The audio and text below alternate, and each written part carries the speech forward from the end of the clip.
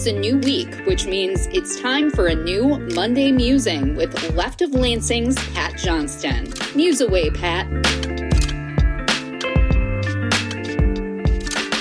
Here's the Monday Musing for January 12th of 2026. This past Saturday, I took a few moments to disconnect from the world, I thought, and take my dog out for a much-needed WALK. Well, I'm not sure why I just spelled that, since Trini's not right here. During our walk, as snowflakes fell in my quiet mid-Michigan enclave, I noticed something I wasn't expecting. As I approached the main road of the downtown area, I saw a man walking back and forth on the other side of the road, and he was carrying a sign which said, "Dump Trump, not the homeless." And there were a couple of cool parts to this scene. One, several cars beeped at him in approval as they drove by. And two, there he was, one ordinary person bravely heading out by himself to let others know that they are not alone, watching in horror as their country regresses into authoritarianism. Now, I gave the gentleman a thumbs up as we were walking by, and I told him to keep up the good work, and he responded by asking me to spread the word. And I told him, I certainly am. The symbolism, though, wasn't lost on me.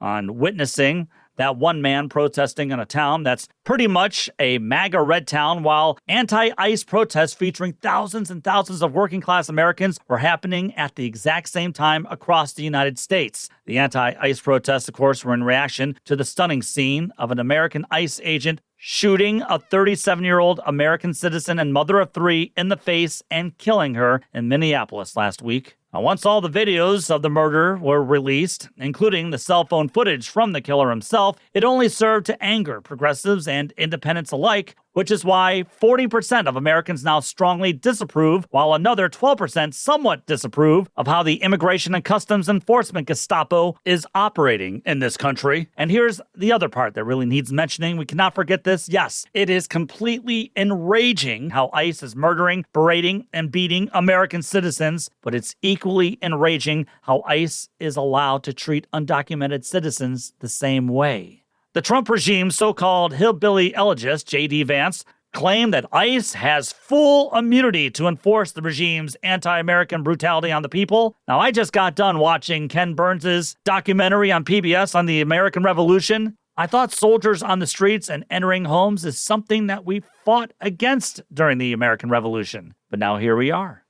When dear leader Trump claimed that he wanted to get rid and deport immigrants who were the worst of criminals, look, I understood how voters were swayed by that argument, but we progressives understood what the regime and MAGA Republicans really meant, attacking anyone who looked like a bad immigrant, aka people with brown and black skin. Since white supremacists like the Proud Boys, for example, or white Christian nationalists believe white people becoming a minority race in America is somehow antithetical to this country's values, harassing, kidnapping, beating up, and deporting all so-called bad immigrants was the primary goal. And it's not only turned out to be horrible for our nation's economy to disappear so many undocumented citizens who were working in this country and who were hoping to become American citizens, but it's caused this country to look like Nazi Germany. And we're not too far away from being asked about our papers as we go out and about. MLive's Rose White reported this weekend how more than 2,300 immigrants were scooped up by ICE in Michigan from January through October 15th of last year, and that number increased as ICE broadened its sweeps to kidnap and deport people who've been in this country for decades, and many who've been going through the system to gain legal status.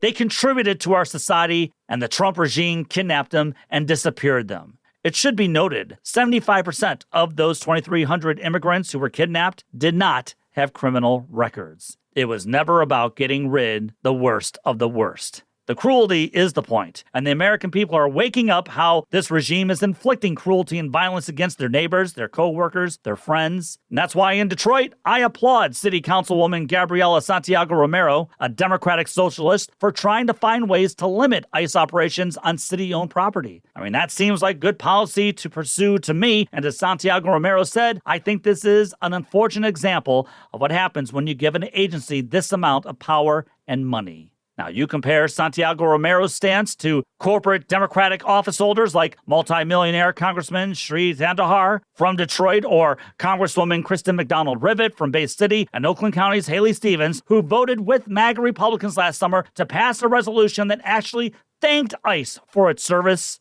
Well, and then you realize how corporate Democrats let this country down when we needed an opposition party more than anything. By the way, Haley Stevens is running to become the Democratic Party nominee for Michigan's open Senate seat. I just thought I'd mention that little fact. Whether it's those thousands and thousands who took to the streets or that one guy with a little sign in a small mid-Michigan town, those are the working class Americans that Democrats and progressives should stand up for on a daily basis. But that's hard to do, as a good handful of corporate Democrats believed in capitulation to the swarming authoritarianism was a better strategy than fighting against it. And now, the regime's thugs are killing the very people they claimed they were protecting. Hey, come to think of it, where's Gretchen Whitmer been of late?